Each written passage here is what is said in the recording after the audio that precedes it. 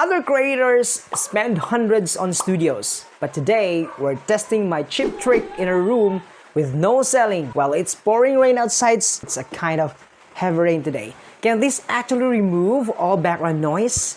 Let's find out. Rain, yes, street noise, ceilingless room, eto, sounds like a nightmare for recording, right? But maybe this simple trick can actually handle it. Alright, we're not going to focus on complicated setups. Simple, just an ordinary closet full of clothes. That's it. We're going to record the same sentence 3 ways.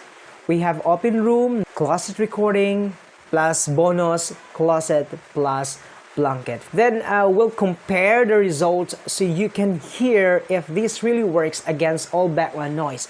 Just like this time, the pouring rain here. Okay guys, nandito tayo sa open area, nandito tayo sa sala. And there you go, that's our room, our studio. And dito sa kabila, dito may closet dito eh. Ayan, may closet doon. Hindi pa ito nagagamit ng kwarto na to. Pero ito yung gagamitin natin na closet para sa ating second test. See that? Echo, rain, everything.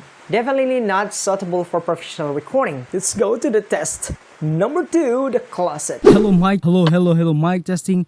This is the Godox X Mic 100GL dynamic, condenser microphone here inside the closet with a pillow both side and the upper part of it.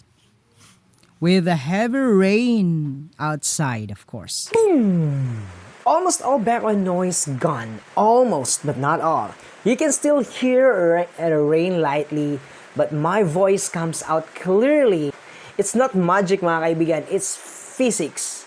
Okay? Napakaayos pala dito. Ito yung ginagamit ko talaga sa ating voiceover during the time na meron siyang ulan. Ang kagandahan nito, hindi ka nagagastos ng pera. Basta't meron ka lang mga damit, may unan, at kung ano-ano pa, okay na yun. Now for the bonus round. Closet plus blanket. Let's see if it can totally block the noise, background noise. Hello mic testing, mic check. This is the Godox X Mic 100GL inside the closet with extra blanket to absorb the noise and echo. Here we go. Wow! Almost like professional audio. Ceilingless room, heavy rain outside, yes, and yet perfect sound. Closet plus blankets pala is, or our secret weapon. Okay?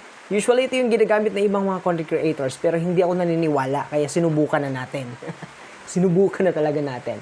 So here's what we'll learn from all this setup. A regular closet drastically reduces echo and background noise. Rain, fans, street noise, significantly minimized. Again, minimized. Hindi po natatanggal lahat. Adding extra blanket or thick clothes, even better.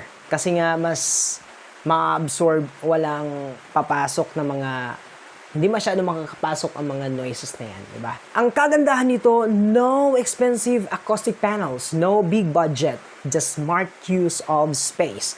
This technique works surprisingly well, especially for voiceover, yes, streaming, or music recording at home. So, there you have it. Closet recording really can save your audio from background noise, background chaos, even on a rainy day in a ceiling-less room. If you want cheap, effective, and surprisingly professional sound, this is it mga kaibigan, may manok! Don't forget to like, comment, and subscribe for more testing tricks. Let me know in the comments if you want me to test this with different mics and setup next time. Happy recording, everyone!